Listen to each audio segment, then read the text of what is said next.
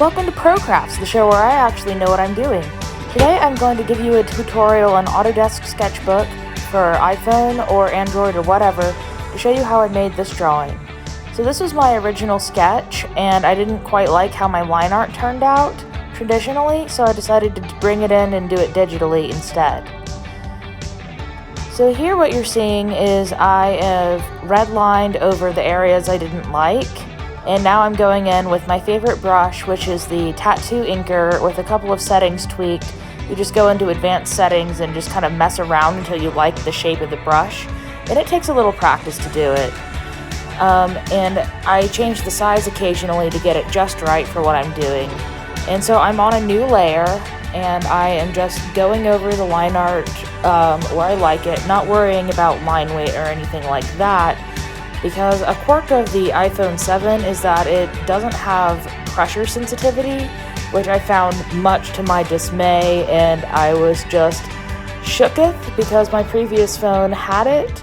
And so for digital art, I had to learn how to work around it, but I do believe you can use any tool to do nice things, and I have found a method that really works for me, and that's what I'm showing you today.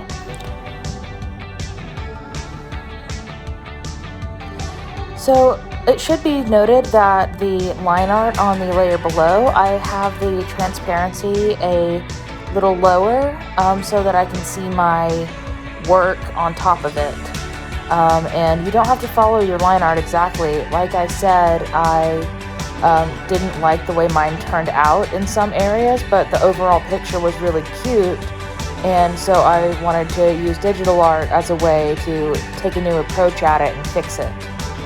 And you're going to see real quick, I actually change up the earrings that my character Killian is wearing, and I make a lot of changes like throughout the drawing because my vision for how I want to go about it keeps changing. And that's perfectly okay. That's something that totally happens in art, and it's part of the fun of it. So the reason that I like to use this Tattoo Inker brush is that it has kind of a messy look to it. It's kind of grungy, and it feels almost like using a marker that's a little bit dry. And when I do traditional art, like the sketch that I'm working off of, I like to use felt pens for my line art, and sometimes I like to use fountain pens. It just depends on what I'm feeling for the day and what style of art that I'm doing. I don't really have one set style. I have different ways that I like to do things. So like if I'm drawing plants or something, I'll do a more realistic style, a more hatchy style, and I like to use fountain pens and stuff for that because you get a really cool line weight variation with them, and I can do big block shadows because the ink flows really well. But for more anime styles or my more punk rock style, which is what I usually use for the story that I'm working on, the artwork that goes along with that, I like to use my felt pens, and it lets me have good line weight variation, but based on the thickness of the brush instead of the weight that I put on the page. So I have a lot sketchier style with that, and I just have a really sketchy style, and it's just what I like. I like a lot of texture, and I just like to do it. There's a lot of different brushes already in Autodesk, and the reason I wanted to show you this app in particular is because it's my go-to art app, because it's free and it's really nice and really easy to learn. Like, I picked it up and I had learned the app within a day as compared to like the couple of weeks it took me to learn the art app I was using previously, which was Art Studio for iPhone, which was a lot more expensive. It was like $5 or whatever, which isn't too bad, but like to have anything nice, you had to pay extra, and that wasn't great. But this has like a huge library of brushes, which that didn't have, and it's free, and it's very powerful. So what I'm also doing here is I have the smoothing setting on, and I have it at about 3 for general line art because it helps my lines not to be a bit chunky or a bit like wobbly. When you're using your finger instead of using a pen, you can get wobbly lines really easier, and if you have a lot of detail, you probably want your lines to be a bit smoother. But I really like the edges of this tattoo brush. It makes my digital art look a lot more like my traditional art, and there's just something about that I really like. And you just experiment and don't be afraid to try things. Once you know what a brush is, it's just like the shape of the path your line is going to take. Okay, so here I'm just double checking, and I was just referencing the leaves for the flowers he has in his hair, just making sure I drew them the right shape, so that I could fix it if it wasn't, but I had it right the first time. But yeah, sorry, I'm a little unhinged. I'm not scripted this, and I just am going with the flow, really. Alright, so for working on his hair, like, as I said, it's not gonna look great at first, but I just wanted to make sure my lines were smooth as a starting point. And once I was satisfied that my lines were smooth enough, then I was able to move on. And you'll see later that I thicken the lines and add some texture in there. But right now, I'm just going over my initial sketch.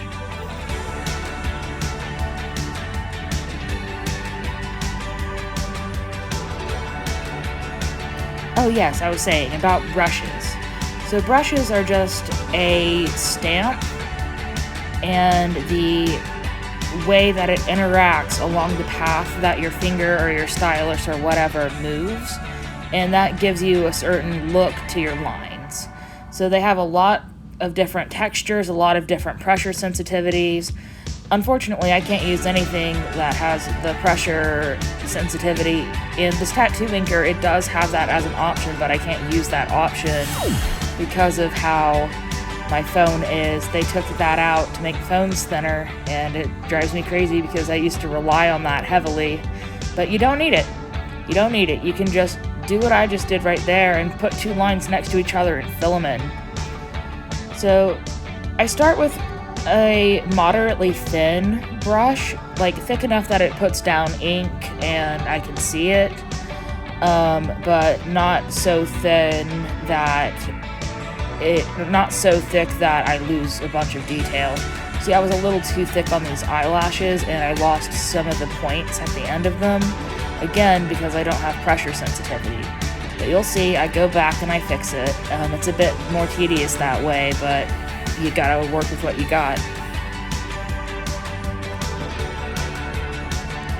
And so, as you're seeing with what I'm doing here, like one of the ways I get around the pressure thing is that I just go in and fill in corners manually and stuff like that, change line weights by going over lines again, stuff like that. And one thing I really love this tattoo inker for is texture. So in my traditional art, I use my brush pens or whatever and just do a bunch of hatching as my texture to add depth to hair, add shadows. I do a lot of what I call JoJo lines because they show up in JoJo's Bizarre Adventure, and I just really like the way that it makes my art look with like the hatchy shading. And so I'm really pleased to have found a brush that lets me do that digitally too, because it's something that I feel is kind of a hallmark of my art style, even like between styles. Like this picture looks a lot different than pictures I'm doing for my story. It's a bit softer and it's a bit less edgy because I wanted it to have kind of a summery vibe. And so I don't have many JoJo lines here, but I do have blush lines, and then eventually I put some hair texturing in, all with the same little brush. So it's a powerful little brush, and I highly recommend it. And here's where that smoothing also comes into clutch. I was able to make all these round little shapes super fast, and they all turned out perfect ellipses that intersect with each other, just because it has that little algorithm that smooths your lines. Then all the wavy bits, they look nice and soft instead of getting angles or kinks in them. And it's no problem if you do everything in black first, because there's a trick later that I'm going to show you in the part 2 of this video, where you can actually go back and color your lines to match the colors in your drawing too. So now what I'm doing is what I told you I was going to do. I'm going in and I'm changing my line weights by just going over the lines again with the same brush. And this brush is really good for that because it builds depth and it can build thickness too, just depending on what you do with it.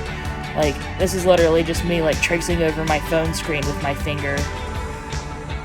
Ignore that text from my hubby. I forgot to cut it out. And so I like to add thickness on details that are on different depths from each other. So like all the edges of the skin are one thickness. Things that are sitting on top of the skin will also have thick lines, like this guy's mechanical eye. And my line art footage for him got lost, unfortunately. And then things that intersect with each other, like strands of hair, I add depth to the corners of it and to the ends of it, so it looks like it has more variability and is a little bit more chaotic, but it's also pleasing to the eye. So things that sit on top of things, I usually give them thicker lines, except if it's like something frizzy or something that needs to look softer, then I'll leave the lines thinner. So for the flowers, you'll notice I don't change the thickness of the lines at all. I leave them very delicate and almost transparent, just because I wanted them to look very soft and really delicate like real flowers would be. And scars and stuff, I don't change the line weight of those either, because you want it to look like it's been there a while and it's part of the skin, not sitting on top of the skin. So I'm just adding depth to corners, thickening lines. Also where you have crevices like mouths and stuff like that, if it's a hole, it gets edgy lines too. And so here's something that is just completely experimental that I've just done with my art since I was a kid.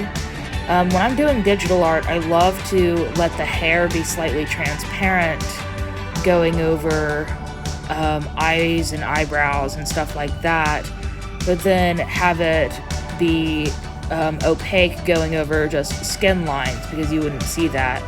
I think it's a trick from the early 2000s DeviantArt days where everyone with their edgy emo OCs would draw the eye under the hair, and I just love that style for some reason, so I keep it in my art with these closed eyes, because I feel like it gives the hair more depth, and it also keeps the expressions readable even if there's a lot of hair over it. And I'm just kind of hatching it out with the brush on an eraser setting. Same brush. It's a good little brush.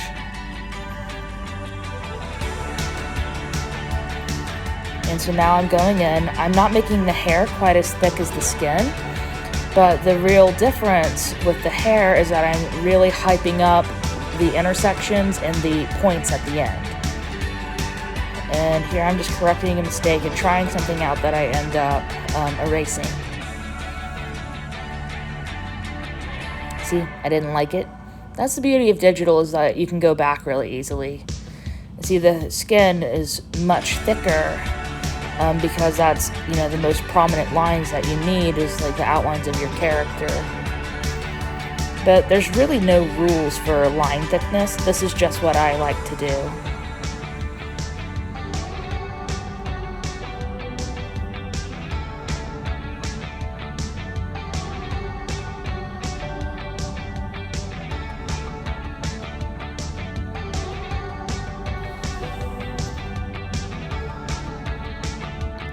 And I should note that your main goal with varying the line thickness is to make the piece more legible. So by going over the skin and the eyes and the hair, all with different weights, and fabrics with different weights, but then leaving inner details thinner and a little more transparent, you're adding that differentiator that makes the eye go over the piece and, you know, group things the way they should be grouped. So even if your piece is really detailed, if you have been clever about your lines and have grouped them up by thickness, then you can have a really legible piece.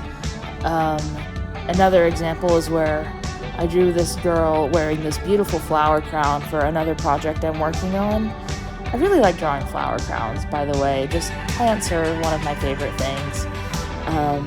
And it had like so much detail, so many different types of flowers, all with texture inside of them. But everything was legible at a glance, and the picture draws you into her eyes just because of the composition and the line weight. And those things take practice. That's all there is to it. But as you keep finding art that you like and keep practicing yourself, you'll start finding tricks that you like. And it's going to be different for everybody, but it's a lot of fun, and the way that you compose and the way that you differentiate things are kind of part of your signature as an artist. And like, there's no one way for even an individual artist to do it. They might just experiment with all kinds of different styles just for the fun of it. And that's what makes art great. There's, yeah, some ideas, like some theory ideas that are good to know and good to follow. But once you know what they are and what the goal is and what they help you do with your art, then you can approach those things any way you want, any way that looks good to you, and, you know, just have fun with it.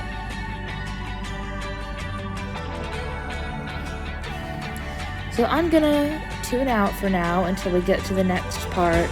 Enjoy the process.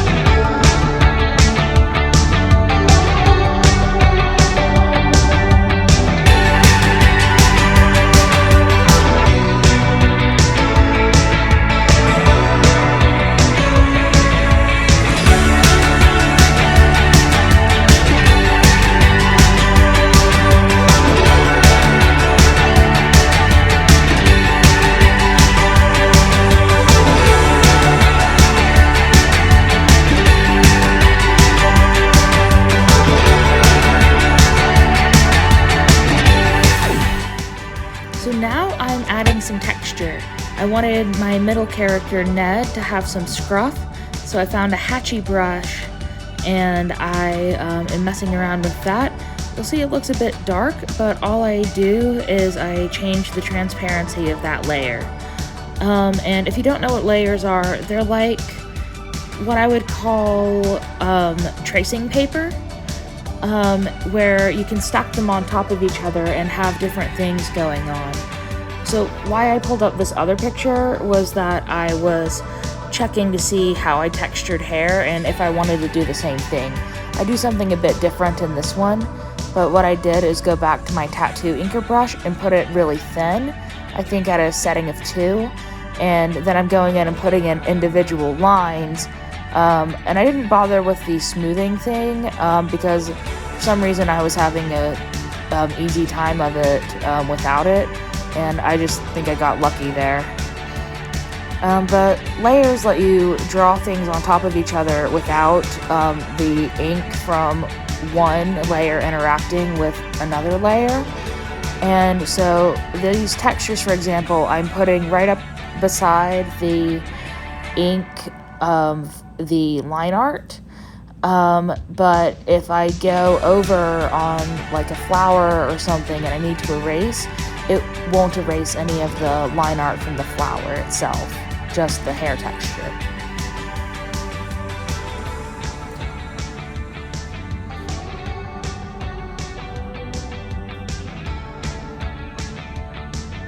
And what's a really cool thing you can do with texturing like this, and which is why I do it in both my traditional and my digital art, is that you can play around with light and shadow even in just the line art without adding any color.